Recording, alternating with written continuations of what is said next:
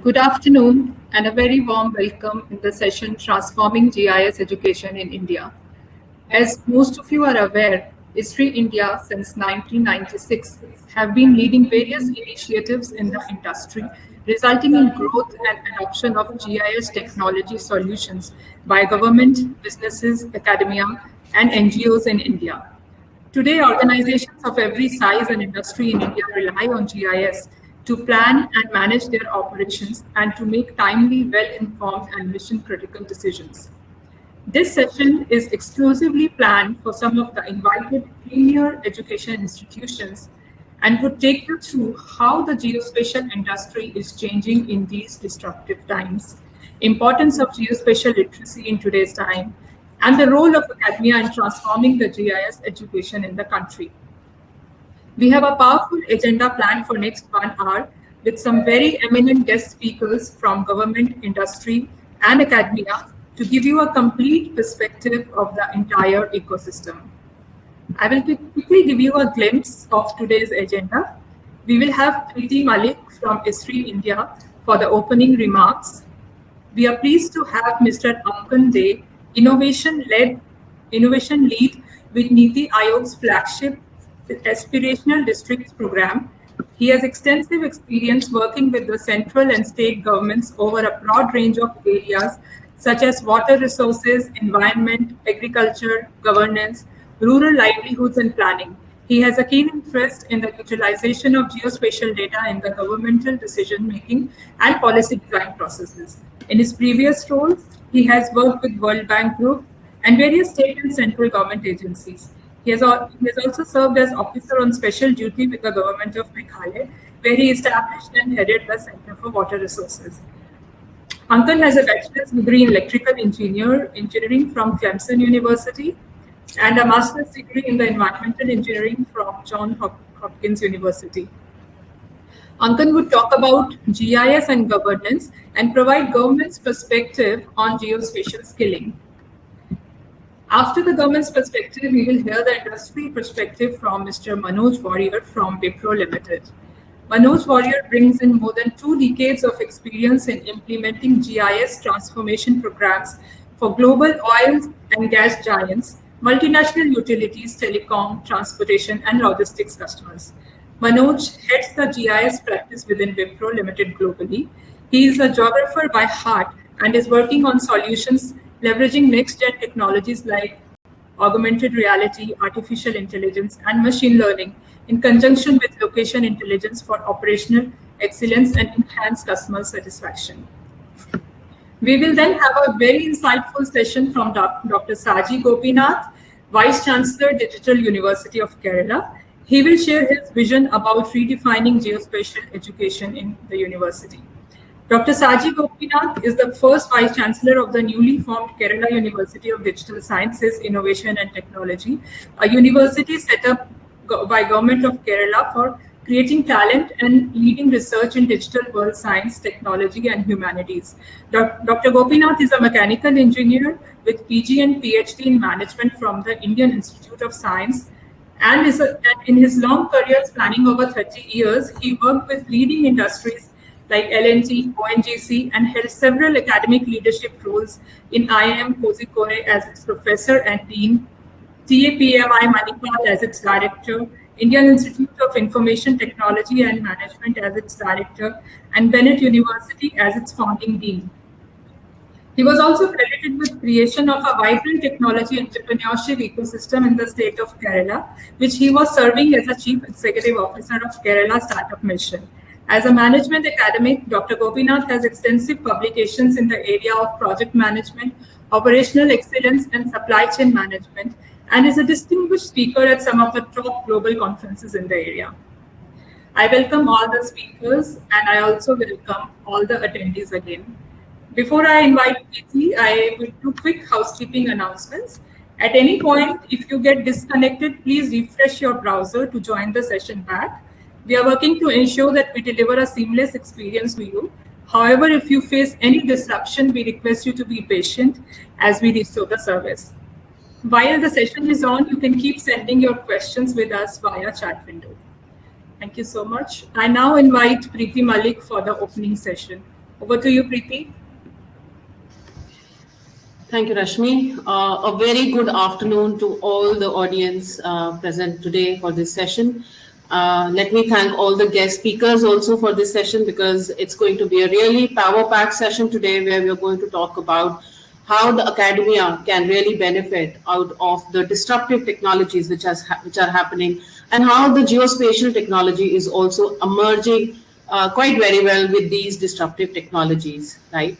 I will take you through with a short presentation and then hand over the stage for the eminent speakers to come and talk about their real-time scenarios of how the economy is changing, how the academia is also bridging this industry-academia divide and the gap that we always have, and how Esri India can bridge and come in between with all these stakeholders in the ecosystem of geospatial technology and bring in more value add. If I may have the presentation, right? Thank you. So, Esri India, Center of Competence is the next buzzword that you would hear from me and from all of us in the education at Esri India, and how the transformation is happening in the GIS education sector, as well as bringing in the new geospatial adoption. GIS has been, the adoption of GIS has been increasing very rapidly, because it has come across like a horizontal approach across all domains, be it any domain we are talking about, and it provides a complete framework with all kind of measurement and data management tools, visualization and mapping tools, analysis, modeling tools, planning and design, and most importantly, decision making and further action with that. So the GIS is giving a complete overview about how the emerging and disruptive technologies is happening, and so is the entire ecosystem changing. As you see on the slide, where I'm talking about how the new geospatial data policy has brought in a lot of new disruptive areas, where there is a vision, there is a mission which the government of India has given us, so as to expect, it is expected to grow from 30,000 crore to about 1 lakh crores by the year 2030.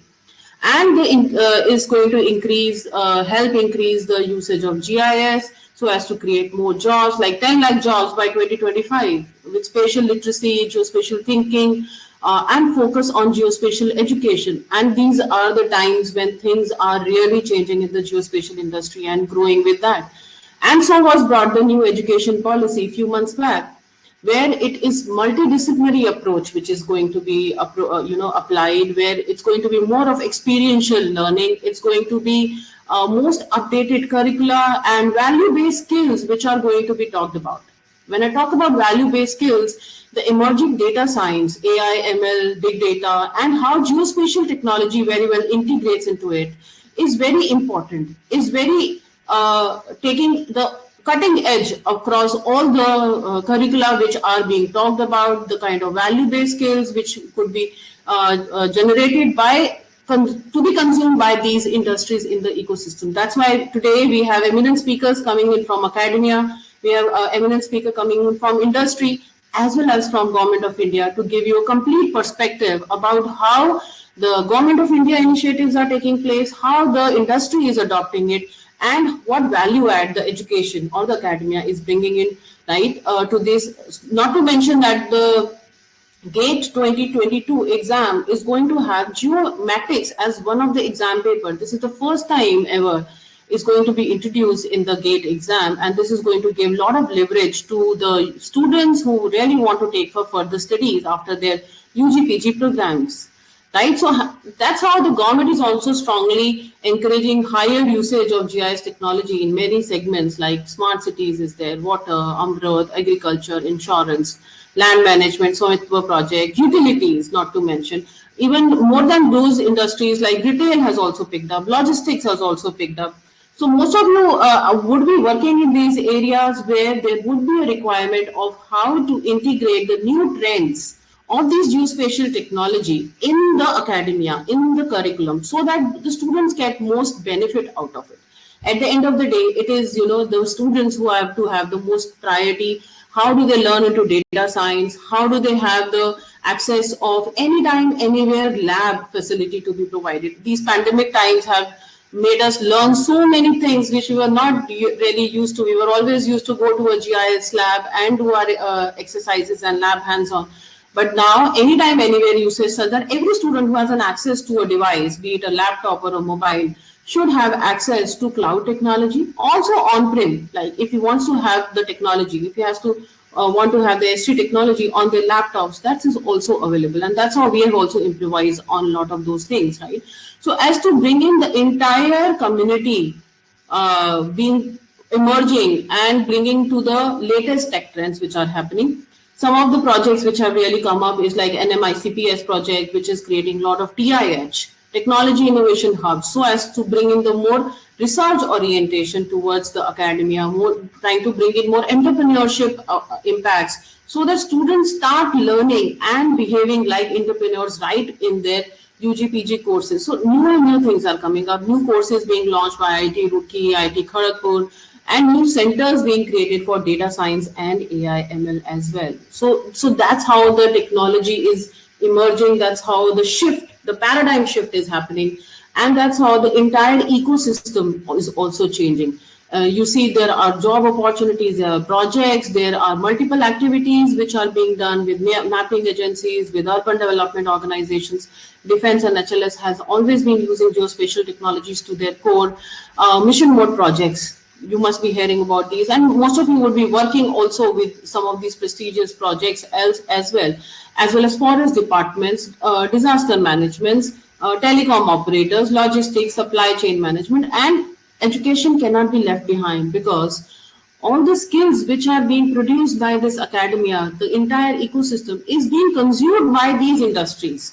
So until unless the academia doesn't keep abreast with what the digital technologies have taken this new stage to, these other domains will be will have shortage of skills, will be left behind. So it is very important that academia comes together and we start bringing in a lot of new technologies in their GIS labs, in their anytime, anywhere usage kind of a exercise.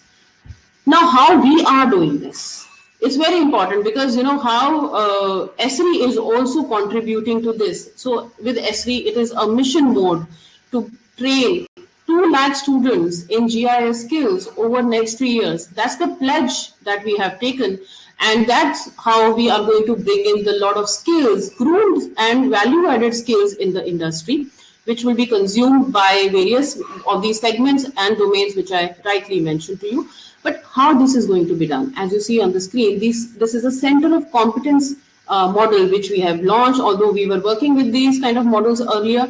And now these are mission critical to have these being implemented within academia and to integrate it with various education and industries. So there are 3 pillars to this. First and foremost, very important, which is like the GIS infrastructure, where we're talking about campus-wide license, so that every student, be it a UG student or a postgraduate student, can have access to the software wherever they are.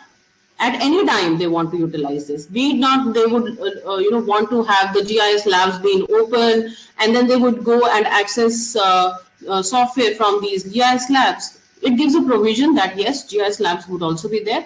Along with that, students can have access to their licenses right from their own handheld devices as well. Lot of e-learning courses, lot of flexible MOOCs as well as courses would also be available with them, so that they can read, they can study at their own pace, at their own time. And then we bring in the capacity building aspect of it. So every stakeholder in the academia could be benefited out of this, be it faculties, be it eminent research people, or be it any student who wants to learn GIS, be he coming from civil engineering, be it coming from computer science or data science, or any of the stream, because now geospatial technology cuts across horizontally across all these departments. Every student wants to learn about geospatial technology and the impact of location intelligence, because that's how the new things, the data science, the AI/ML very well integrates into it, right? So we are trying to bring more of mainstream courses using geospatial technology. There could be curriculum mapping activities, there could be faculty development workshops, there could be various other engagement activities as well, which would help to build up these skills across any institute, across any academic division.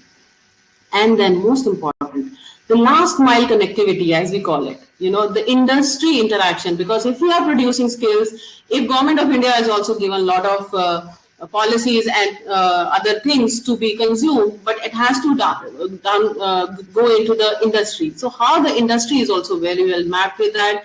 There are various webinars, there will be internship, there will be project mentoring, which will be provided so as the students, while they are doing their courses, would get a good exposure about what the industry is looking forward to. That is where the industry academia gap can be very well bridged.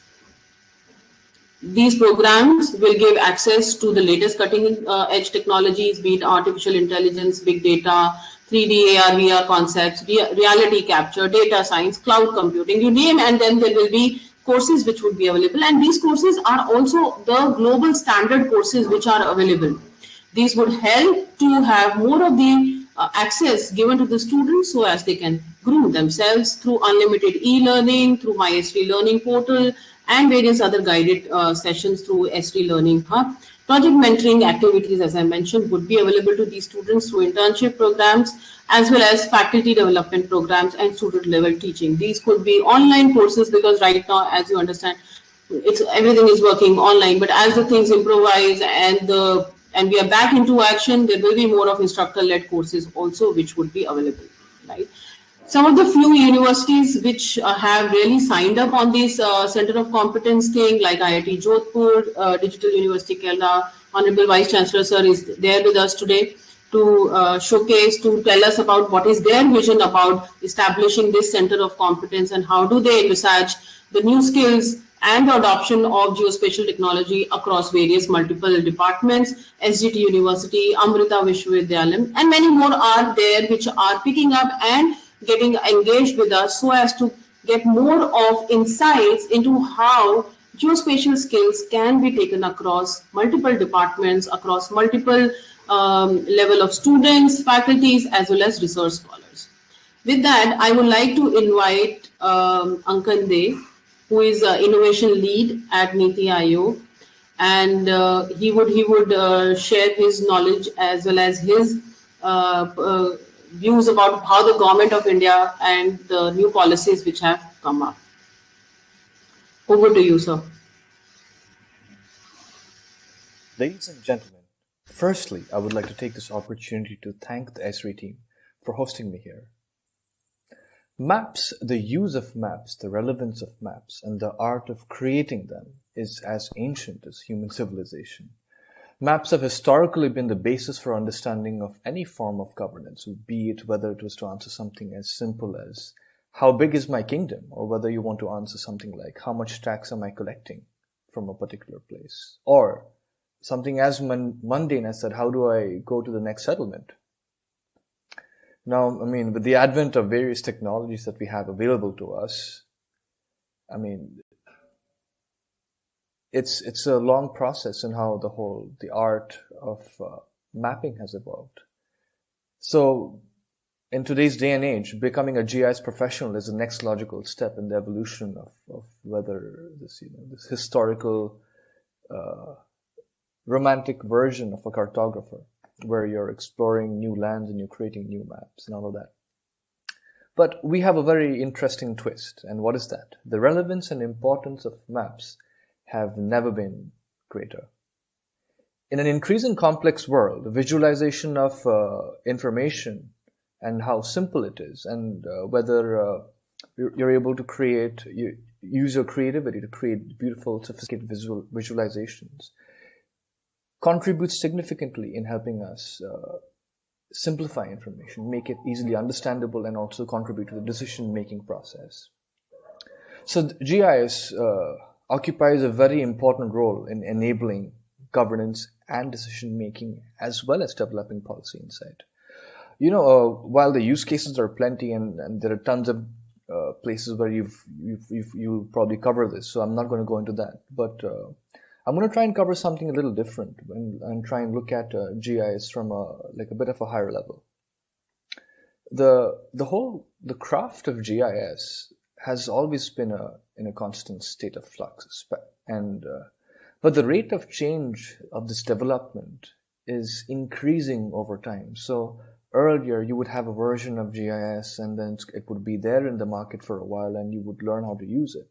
But now the change is it's continuous and there is something new which is being added on all the time. So it's important to be aware of what the new tools are and what new algorithms are coming up. How are the software and the applications, new applications being developed? And also not just that, but you have this whole stream of new emerging technologies, whether it's AI, machine learning, the use of drones, IoTs, new sensors, new satellite sensors, all of these feed into how GIS is used. And so it's important to try and, keep track of this.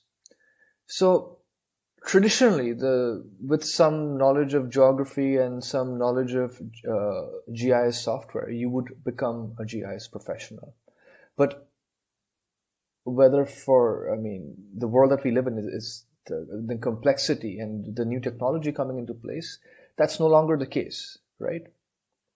In the present context, you not only have to understand how the software works, the underlying principles of mapping and all of that, but you also need to understand a broad range of technologies, right? What are the new sensors? What are the assumptions that they're making, right? What sort of let's say applications that you're developing, right? How do you leverage streams of data? How do you write programs?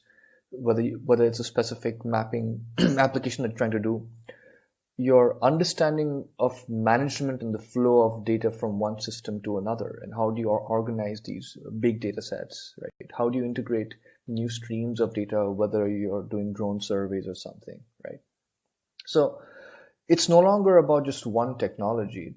GIS is about understanding how a whole range of technologies work. How do you bring all of it together? And also, your domain-specific knowledge, whether it's agriculture, whether it's forestry, or your water resources.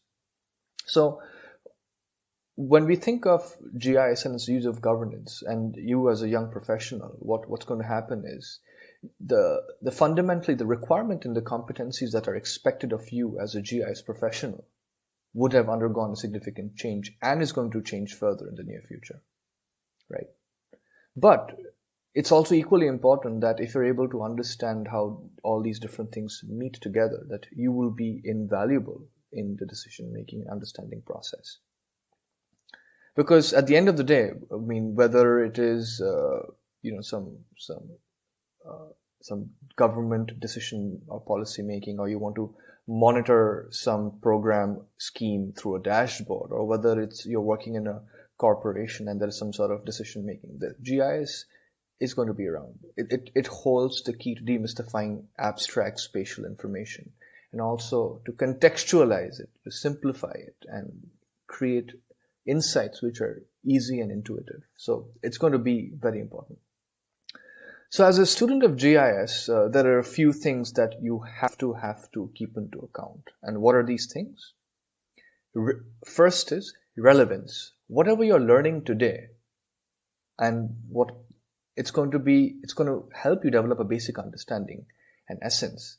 It'll definitely serve you well. So you need to have a strong foundation, but be prepared to learn continuously. Don't think that, okay, I've done this one course and now I know everything about GIS. No, that's not.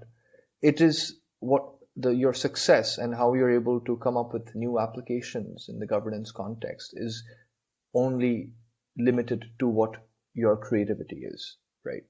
So be sure of one thing, that whatever you learn today, it's going to be relevant. At the same time, it's going to become redundant in no time. So you have to continuously be involved in the process of tracking the latest trends, being aware and understanding what these developments are, and what are the new opportunities in terms of how can you apply GIS, right?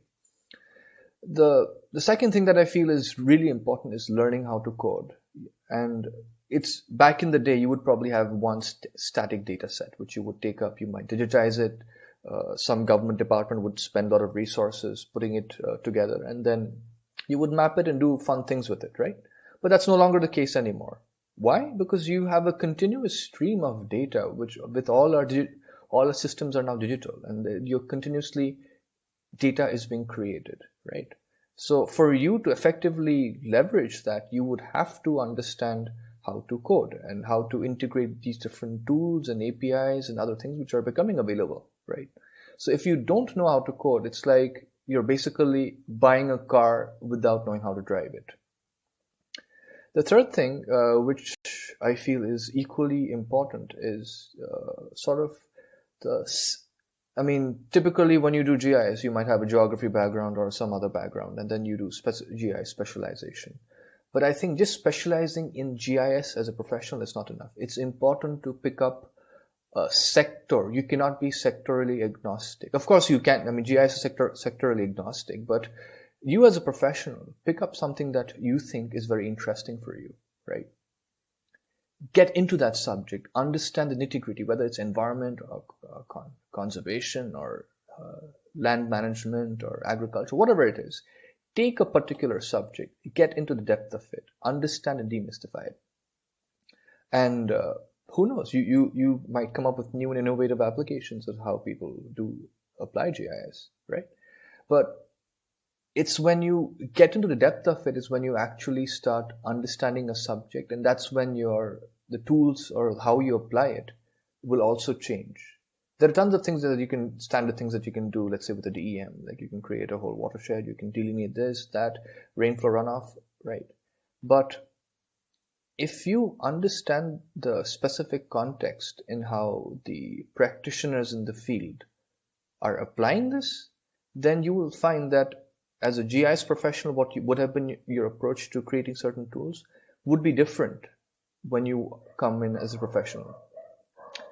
Another big, very important trend is that we are increasingly moving to these open, interoperable systems which are connected. Previously, software systems would exist in silos. You'd have a proprietary little setup. You'd have your own different format. It would be a closed ecosystem. You don't have to work and play with others. But now, the nature of the manner in which technology has been evolving is automatically that you would have to, especially in the government context, you would have tons of different government IT systems, right? So many data sources, data pipelines. There's so many places which may be GIS and non-GIS, right? And all of this has to come together, and that's what happens in GIS.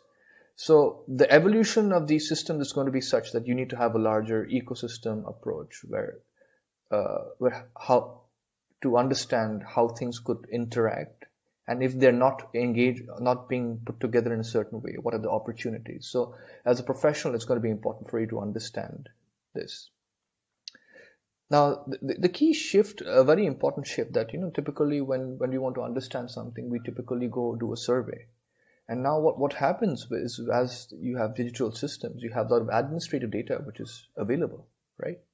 So with the deployment of complex IT systems, installation of sensors in the field, and new and exciting developments in the space observation of satellite images and the kind of products that are being available, there are endless opportunities of what we can do with respect to developing these pipelines for administrative data, right?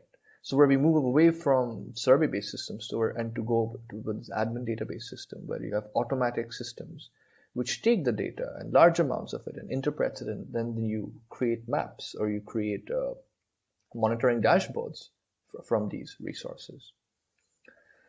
And we can have the best and the most wonderful GIS systems in place, but a key thing is the human element, the human behavioral element that we have to take into account.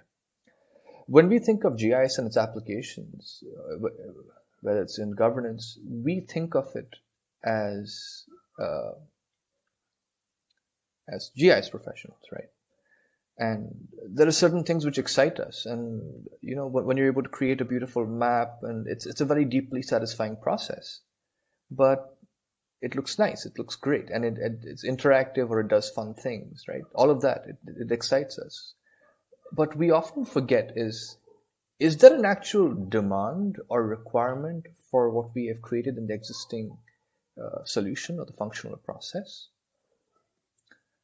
More often than not, what happens is we would have GIS investments, whether it's the creation of data sets or training some professionals or buying some infrastructure, right? But the approach has, what we follow is as practitioners, is often not in alignment with the needs and requirements of your actual decision makers, right? This lack of alignment between what a data product and a visualization that is developed, and more often than not, what is how is it being used, is very central. So, it's important to understand that as a decision maker, right? What kind of information will actually be relevant to streamline the work, right? What kind of information can make someone go like, oh, that is amazing. This is exactly what you need. So we should not be doing what we think is a standard application, but we should try and find these use cases on relevant applications which will go and make someone like, yes, that's exactly what I want, right? So if we are able to create that sort of excitement and if this fits into a decision process, that's when our likelihood of success is going to be significantly more. There is so much to cover, really, and there is such limited time. So I want to try and close by saying that, we're in very exciting times, and I think being a GIS professional is amazing at this time. So it's important to sort of learn and understand and to acquire as much knowledge as possible, but it's also important that this becomes an iterative process where you keep an ear to the ground, whether it's your government governance use cases or whether it's your business use cases. I mean, GIS skills are going to be invaluable no matter what profession. It's going to be an invaluable asset in your toolkit, professional toolkit. And from the governance perspective, if you're really passionate about making a difference for your country, and there is something that you want to, reach out to government departments and ministries. If you have an interesting idea, you want to work with them, develop them. Be proactive in that, right? I mean, there's no harm in reaching out to someone saying, "Hey, I have this idea, and I want to intern. I want to work with the department to make this happen." You'd be surprised how many people might be open to such things. And it's important to have a desire to learn and continue learning. And hopefully, there's going to be you guys will have an amazing journey as you make a difference, not only in your lives but also in terms of professional enrichment. Thank you.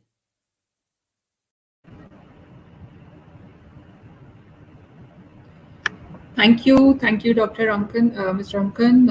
As you rightly said, learning for students has to be relevant according to the current times and needs. And you rightly said that students must understand the applications of GIS in different sectors to be better ready for the professional world. And GIS skills will be indispensable, whatever the profession one takes. Thank you so much. I would now like to invite Mr. Manoj Warrior, a GIS practice head from Wipro, for giving the industry perspective. Thank you, Rashmi. And good afternoon, everyone.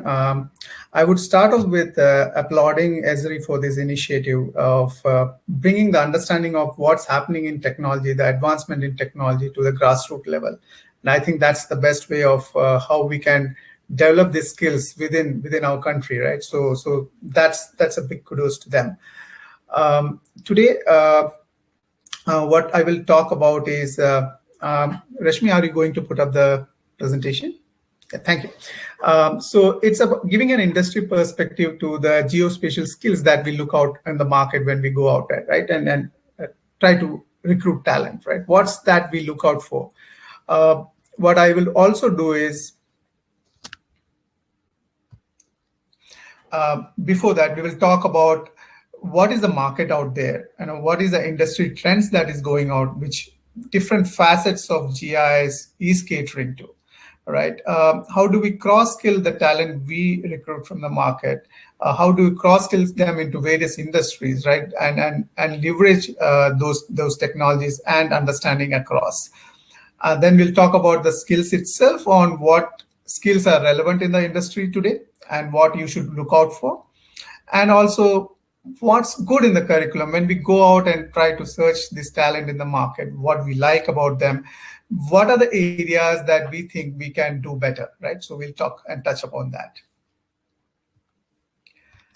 Right. So many acronyms out there when you say GIS. There's geospatial services, locational intelligence, situational awareness, mapping, imagery services, all actually catering to small specific things within GIS, right?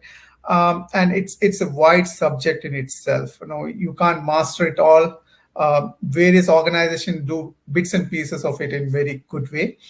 What I want to know is, or I want to tell is, 80% of the data, as per research, that is collected today has some form of locational attribute to it, and whether it's attaching an asset to a location using an address. It can be as simple as that.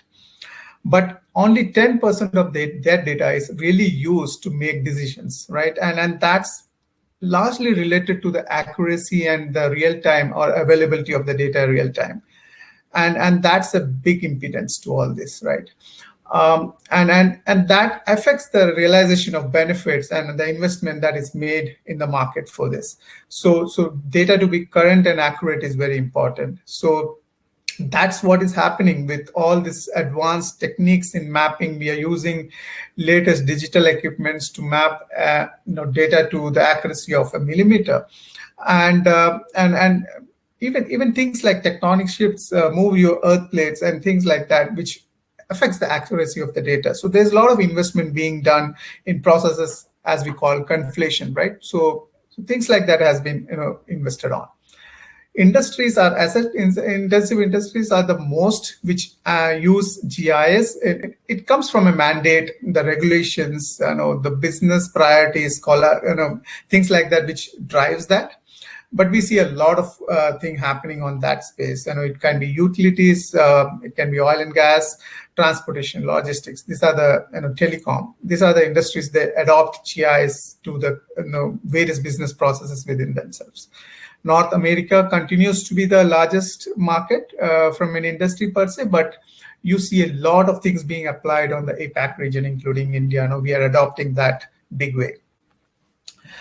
From a trends perspective, right? So as Ankan and I think Preeti also alluded to before, a lot of these things are moving onto the cloud, and the world we live in today, it has to be accessible everywhere, right? So moving to the cloud adoption itself is very important, and that's picking up. A lot of digital twins, spatial analytics, and how you visualize things on an augmented reality platform. For instance, you are on the field and you want to understand where my underlying the cables which are under the ground, where are they, and you want to locate them. Things like augmented reality and virtual reality comes into picture. Training of the field personnel, things like that. Machine learning helps you to understand inline trends within the data, right, which is not visually approachable. How do you bring that out using machine learning?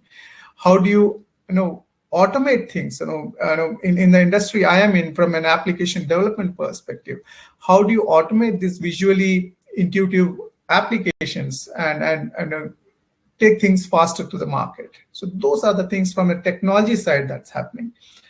From a business side, it's more, you've seen from the last 4-5 years, how do you interact with other enterprise systems which are there in the organization, right? It can be asset management or a field service management. How do they leverage and make decisions using locational services? There are data sharing between organizations where you have a utility. For instance, you have a water line and a gas line crossing each other. Does a leak on the water line affect the gas line in terms of corrosion, and it can cause an explosion, right? So how do you exchange data between these two industries and make use of it? So that's something, data sharing is a big thing, right? And cloud adoption does help in that. And of course, at the end, more and more the industry is moving towards GIS being the system of records. We see a lot of utilities adopting that, and we see going forward that will be adopted by other industries as much, right? Because everything is visual and it becomes more intuitive. And of course, why do you have only the as-built on GIS? Why don't you do the design aspects of it? And more utilities and telecom companies are adopting. They do the design as well in GIS, and it's just a question of switching it on once the line or the cable is energized, for instance. So you have more real-time data. Talking about the trends, what are the different facets and the industry perspective in terms of various organizations trying to adopt technologies or work on certain areas which cater to this industry trends. The biggest one we have seen on the past, and India was big time on this, was data services. It's about data creation, curation, the attribution, right? And how do you do the quality assurance of that? So there are organizations which specializes on that. The other set of organizations like the Googles of the world or the Here Maps, right? What they do is they collect the data and they curate it and they serve it as a services to the larger organizations, right? So that's mapping platform services. Then you have the imagery services. How about taking aerial pictures, images, and processing it, right? So there companies do that. The field survey, which is about door-to-door data collection to high-end LiDAR data collections using drones or vehicles, right? How do you manage and do that? So that's another area that organizations look at. And I'm part of Wipro, and we do a lot of these things. But in addition to that, we also do application services. That's about how do you enable users, end users, or data creators, or platform services, everyone with applications that supports them to do their job easily, right? So, and that's the application services part of it. So that was the different facets of GIS. I'll come to this slide earlier. I just thought I should talk about what skills in the industry, is that we look out for. When I go out and I try to search for a talent, we at Wipro believe that we always want fresh talents to come in, and what we find is the basics of GIS. That's the first thing we look at, and that's about knowing about things like projections. How do you actually overlay and find out more information, things like that, right? The second thing we look out for is how people are equipped on the, Mr. Angan was saying, right, on the coding part of it. Because being an application services kind of company, what we look out for is there anything that he complements in terms of development skills or coding skills? For instance, there are a lot of platforms, and this is not an easy thing to just get into, right? So pick up one or two of them. Desktop can be .NET. You do a lot of analytics using Python. You have web applications, Java, and other platforms. Things are going mobile, right? So there is iOS apps, there's Android apps, Windows apps, right? So those are some platforms that we think the candidate should have. So how do we look for that, and how do we develop that? The third one is specialization, and again, and it was alluded to in the earlier context, and that was about you can of course pick one area of expertise. You can look at that, but and I have seen, I myself is a civil engineer, and it comes easy for us, right? But I think for an electrical engineer, it's as important, right? So how do you actually spread this across to a larger pool of students across the educational department, and how do you enable them with the knowledge of what GIS is and how they can use it in their own industries, right? So that's something that we try to see. And that's where I wanted to, sorry, I'm going switch and back and forth, but that's where we want to take people who has one industry as an experience, but then how do I take a knowledge from one industry and cross-skill across the other industries that we cater to, right? For instance, it is the same as if I'm a restaurant or a food delivery company, right? The logic that I use to find the nearest delivery guy to reach the restaurant, pick up the food and deliver it to my customer, the logic would be same for a utility company who wants to find the nearest field engineer to go and do a service to a customer who has an outage at his place, right? So how do you actually cross leverage? And a lot of these use cases that I've listed here, they can be cross leveraged into other industries as well. The logic remains the same, and that's what we bring in, and through this knowledge that we incubate, right? So one more thing I wanted to bring out was the next gen technologies, and that's what we try to bring from this initiative, right? It's about, we talked about how much data is out there and how everything is big data, and how do you actually create data lakes and use that to actually leverage locational intelligence over that. Artificial intelligence to bring out the inlying trends. There is augmented reality, which I said, how do you look for things which are not visible to your naked eye, right? So when you go out as a field engineer, you can actually locate where your underground pipes are, what are the maintenance history on that, and based on that, you can take a decision whether you want to replace the pipe or you want to just repair it, right? So things like that becomes very easy. And reinstatement, right? So once you are going to dig, you know exactly where to dig, so you don't do a lot of damage to other property. And you also make sure that the reinstatement work is very quick and the restoration is faster. So that's on the next technology, and that's something that we should definitely look at. Machine learning is another one where you can actually leverage machine learning on locational intelligence. Earlier you used to do digitization, for instance, for maps, right? You used to do footprints of maps. It takes weeks, if not months.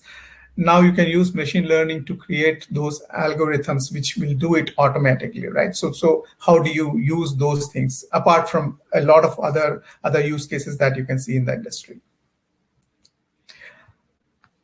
The last, this is something that I think we find it very good in the market, is the basics of GIS. So when we talk to the new talents out from the colleges, we find that they're very good in terms of the basic knowledges that, and that's something is the foundation, and I believe that's the core of the whole thing.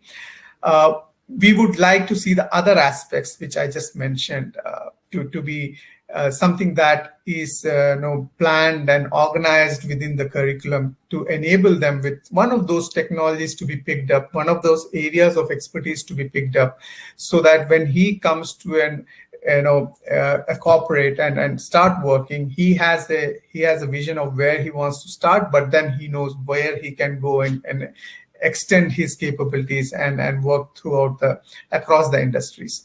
So that's the note that I want to leave with you in terms of what are the areas that you should kind of enable the students with. And with that, I thank you for the opportunity, and Rashmi, over to you. Thank you. Thank you, Mr. Manoj. Thanks for taking the audience through the industry trends and various facets of GIS. You rightly highlighted about the geospatial skills that industry looks for and where the gaps are between the academia and industry. And I think the message here is that there's a lot of more collaboration is needed between academia and industry to bridge this gap. Thank you so much. I would now invite Dr. Saji Gopinath, Vice Chancellor of Digital University of Kerala, to share his vision on GIS skilling in the university. Thank you. Good afternoon. At the outset, let me thank Esri for arranging this very interesting interaction between the industry, government, and academia. I think this is basically the need of the hour, where we started looking at the real gaps in the education and start addressing and start developing means to address that. Will you be sharing the presentation? Yeah. So basically, I thought that maybe in the next 10-12 minutes, I would primarily look at what the role the academia is playing and can play, building upon what Mr. Manoj mentioned about the type of gaps existing in the current GIS education, to realize the exponential potential which the GIS is offering. We know that almost all in Industry 4.0 technologies, which are now combining together, whether it is machine learning, big data analytics, the cybersecurity, all of them are actually combining together, and we all are looking at a time where the exponential demand is coming in many of these areas per se. So it is in this context we primarily will be looking at this presentation. We know that a few years back, just before the COVID, our Honorable Prime Minister has given us a clarion call to see how India can develop into a $5 trillion economy in next 5 years' time. Maybe the dates may get extended, but that aim is still there. But the challenge is that if you really wanted to get into a 5 trillion economy, to create such large number of jobs, such large number of wealth in the country, we need to grow at least 14% per annum. If you take that figures which was there in 2017-18, now which is almost double the growth what India was experienced till that point of time. And that is basically where we need to actually start concentrating on the sectors which actually promises such growth. The study by NASSCOM, where India Geospatial Economy report in 2018 puts in 2018, India has an economy of around 30,000 crores of the geospatial economy, and it is expected that if everything goes well, we will be able to reach 100,000 crore economy in geospatial in the next by 2030 sort of things. And we have already heard both from the industry and the government the various applications which basically will drive this aspect as such. But the important question for us is to look at how do we actually tap these opportunities, and can we really do that? Can we do that or not? That's basically where I think we need to go a little deeper into the current level of preparedness in our geospatial field. The Geospatial Readiness Index report, I'm sure that many of people who are here are actually familiar with the latest, not the latest 2019 report, actually maps India with many other countries like the USA, the China, and the UK, and start looking at where we are lacking. And we have seen that the diagram which is shown there, we see that we have to have growth in almost every sector. Our digital infrastructure has to go up, our industry fabric has to go up, the policy frameworks have to be aligned to ensure that the exponential growth happens. We also have to have user adoption levels have to go up, and also a very key element, I think that's basically where the institutions like ours, our academia will come into a big play, is how do we actually enhance the institutional capacity? And that institutional capacity increase to address the problems, many of the problems which can actually be solved using the GIS technologies, is something which I believe that we may have to actually start looking at. And that is basically a point where the Center of Competence Development, which Esri is actually starting, become a very, very important element per se. But as institutions, I think we need to actually seriously look at where is the gap, and how do we actually create the talent which can actually address these sort of a huge requirements per se. So there's a gap, there is a demand, there is an availability, and we need to actually ensure that is actually being met. And it is in this context we need to actually start looking at redefining or transforming, which is the title of this seminar per se, on GIS education per se. We know that the Industry 4.0 skills, which the World Economic Forum puts as the key skills which have to be looked at into the days to come, includes something which we were not addressing in academia in the earlier. We were focusing primarily on abilities, and we were trying to create more on the cognitive abilities. But we need to actually start looking at the cases of looking at complex problem solving skills. The problems, many of the problems which we are looking at today are many complex problem skills. And both the speakers before me actually spoke about why there is an interdisciplinary approaches which is required if you wanted to look at the larger problem.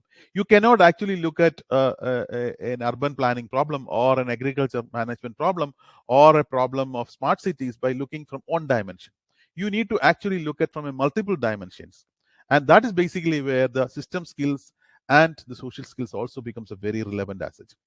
And one of the challenge which academia faces, and I think that's basically where we need to actually start redefining our education, is that academia conventionally focuses on developing knowledge.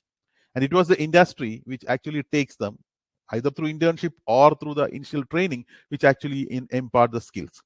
But this was possible if you have a time available. But today you are looking at a case where you need to have a huge number of people, a large number of people to be required in a very short period of time.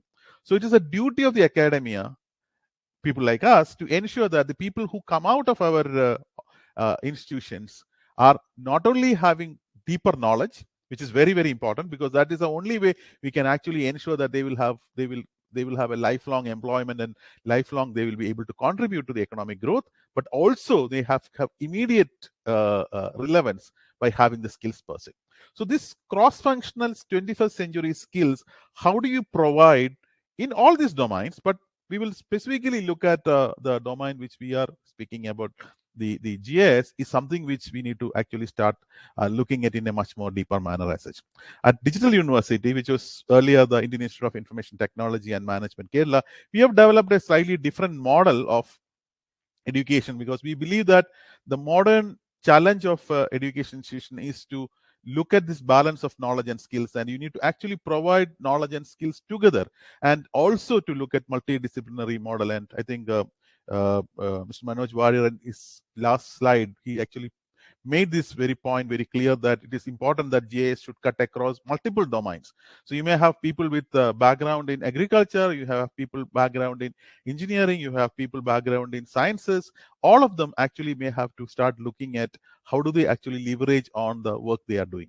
And that's basically where we have set up as a pilot, and that we believe that with the help of Esri, we will be able to scale it up further. I will discuss some of the projects which we have done to create a environment where the students are learning the knowledge is imparted in a skill environment. In the sense, they are actually learning the nuances of the technology by working on live projects. And these live projects, you come from multiple regions. And as Mr. Angan has rightly pointed out, if you really actually look around, you started looking with government departments, you look at other organizations, there's enough number of problems available which they are ready to share with you, where we can actually make our students working with them. I'll share some of them as we proceed. So that linking with practice is something which is required, because in the Geospatial Readiness Index 2019 itself, they have given a model in which we need to actually start looking at how do we develop it. And that requires, along with creating a policy framework, which Niti Aayog is doing, and the industry fabric development, which companies like Wipro is doing, it's a very important element where strong private-public partnerships have to be established, where you also will have to look at several societal and business opportunities around us. And that is basically what the using the GIS technologies for social good, which Digital University is trying to attempt, is becoming relevant. And that is a way I believe that academia can actually be respond to that, because we know that when you adopt a conventional way of education in a technology like this, people may have knowledge, but they may not have the real skills to really excel in that. So, and you have a variety of applications. So I'm not speaking about smart cities because everybody speaks about that, but even smart villages, and to very resilient societies. We are today speaking about disaster as something which is very close to us, and we have problems around us where how GIS technologies can actually be applied to develop resilient societies. And you need to create practical test bed for students to integrate the skills and knowledge. So some of the examples which we have tried with some of the governmental and non-governmental organizations, which has actually ensured that the people who are coming from multiple disciplines, we actually run a program on geospatial analytics, where the big data analytics and the geospatial technologies combine to a set of students who come from very, very different backgrounds. There may be engineers, they may be science graduates, they may be people from geography, but they all are actually working on live problems specific to a particular region, particular domain per se. So such sort of solutions and development of solutions actually help them to get a hands-on on this project as such. For example, we were working very closely with Rubber Board. Some of you may be knowing that it's one of the largest commodity boards in the country, for looking at how do we actually help the rubber farmers with the live soil data using the GIS technologies combined with some of the agriculture technologies. We have extended it further to develop a product. And interestingly, almost all these projects are actually being driven by the students with the help of the faculty, and all of them have been deployed. In fact, the DAPSIS was launched nationwide by the Honorable Commerce Minister at that time, the Madam Sitharaman was the commerce minister, she launched this product. And see, in the second one, the soil app which we speak about, which actually combines the vast amount of soil data available at discrete point, use the research to ensure that this becomes in a continuous space, and then use GIS technology so that a field farmer actually get at his fingertips the requirement, and combine this with agronomical practices available in agriculture database, so that he will be able to get the live fertilizer recommendations and things like that. So you are primarily trying to link many of these things together as such. And we also have a geospatial content for local planning, which has been extensively used by the state of Kerala, especially the urban and local level planning. We, in a very different domain, use GIS technologies because we have students coming from a different type of backgrounds, and for them, their domain which they have done in the undergrad, if you are trying to use a technology, that becomes a much better application. So use is primarily to look at the disease mapping and the spread modeling among the animal per se, and we also look at the typical mobile-based web application for herd book schemes and progeny testing of animal health department. So we can actually keep on speaking about many of these things. But as I said earlier, a very key element where we will be able to really make a difference, and that's basically where the institutions and the students will be excited to work with the projects, is when you are actually working on a project which is of social cause. Many of you may be knowing that Kerala has been hit by the very devastating flood during 2018. So we actually created, with the satellite data, using the open source softwares available, to create models where people will be able to map the variation in the geographies before and after the flood, which actually help many of them actually to plan in the further per se. And it's the same thing which we did when there was a major forest fire which was happened in the Bandipur forest in the South India.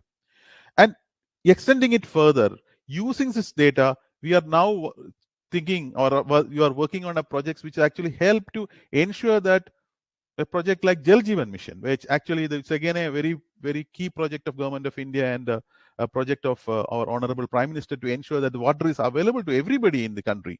Now, we know that GIS technologies are going to really useful over there, because we can actually use that to measure the variation in the soil moisture. We can actually map the various rivulets and the sources of water, and then use maybe civil engineering technology, irrigation technology, and combine them to come into a solution per se.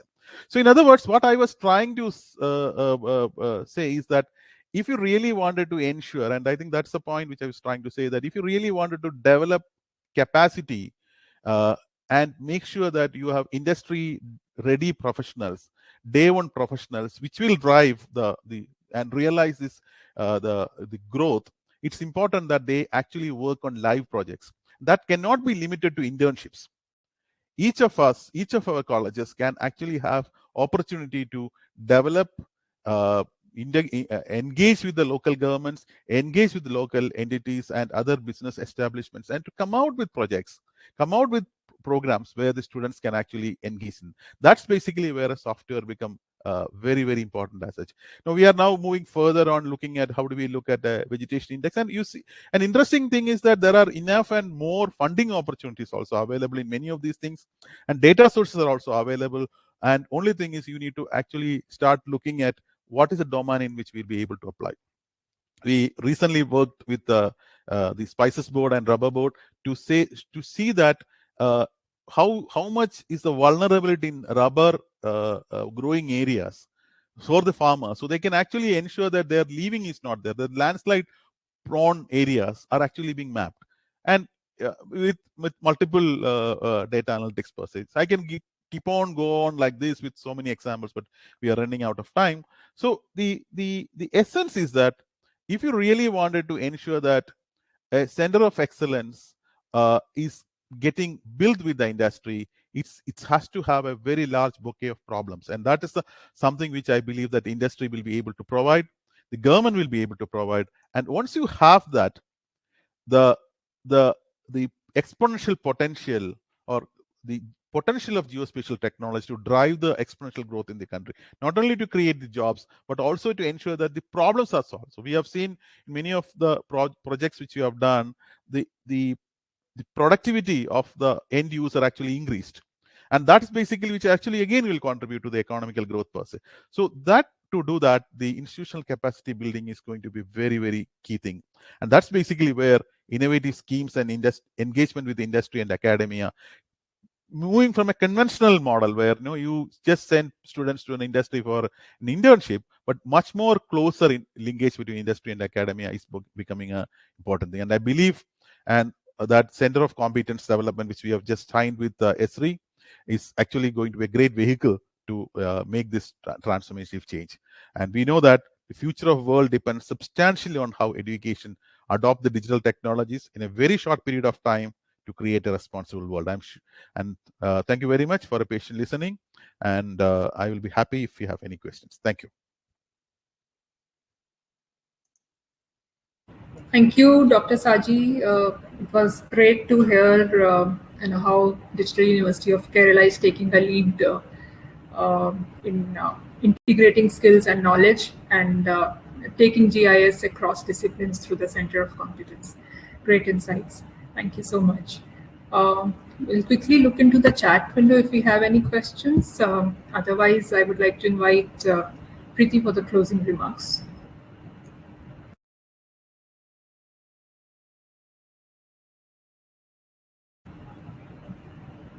Preeti?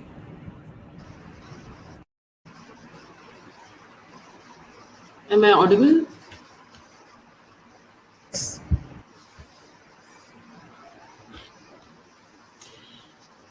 So what an insightful session. I am really, really feeling so nice and, knowledged so as to understand how things are changing in this current times today.